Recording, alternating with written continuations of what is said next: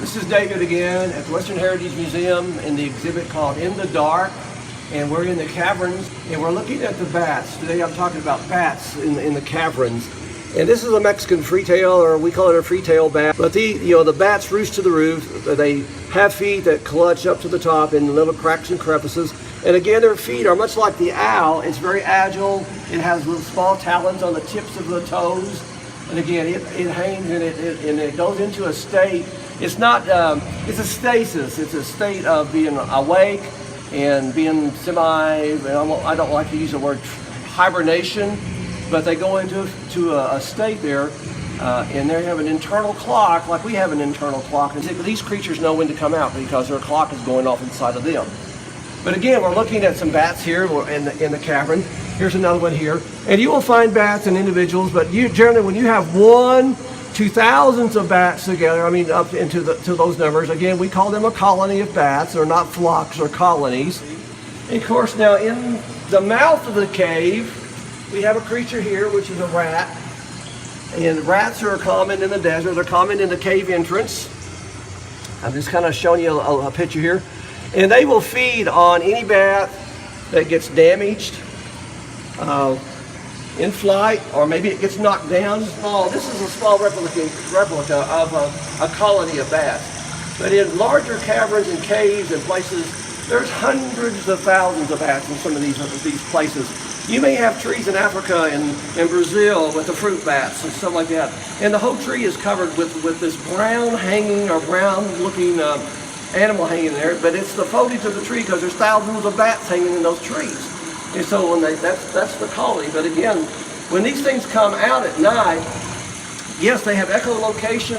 That sound, they make a barking sound and it sends out the signal and it bounces and it comes back, and they can tell the distance of what's out there, whether it's a bug or whether it's the wall of the cave or another bat that just cut them off at the pass. There's so many coming out, you cannot help but have a collision. Because right down in the colony down here, we have the dung pile, the bat guano.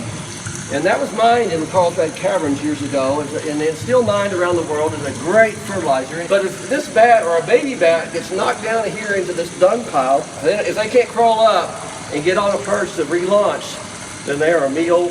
The black insects that are in the dung will come up and eat them. They're a meal for the rat that we just looked at over there. They're a meal for the spotted skunks. They're a meal for the weasels and the marmots and other animals that will come in to the cave and search them out. Even when they come out of the cave, at the mouth of the entrance of the cave, there are animals poised around, usually on the framework of the cave entrance, trying to catch those bats that come in close range. And so if I'm on the ledge and I'm a bobcat right here sitting in here, and that bat comes right here in front of me, all she or he's got to do is just reach out and knock it to the ground, and he's got a meal. So a lot of them get caught that way. It's an opportunity type meal for the predators at the mouth of the cave. Understanding a little bit about the bats in New Mexico, there are several species of bats. 25 species in New Mexico. I just stated a while ago in the other video there were 17 varieties or species in the Carlsbad Caverns network system. We have hoary bats, we have eastern red bat, which I'm talking about here in Lee County, Texas state line. Mexican freetail, or the freetail bat, as they're trying to reclassify this one. Brown bat, Vesper bats, and fruit bats, they're here. And those bats feed on fruit and help pollinate vegetation. They have a very fine duster nose on them, and when they get into the flowers and the fruit and stuff, they're actually transferring pollen, so they become good pollinators on that part of it. Leaf-nosed bats are in this area.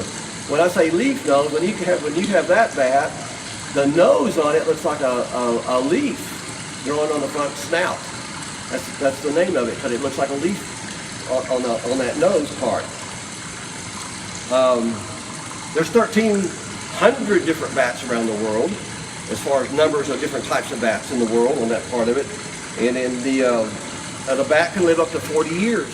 So this is a little information about the bats in the cave and in the colony itself. This is David in the garden here at the Western Heritage Museum, but I'm today in the cave.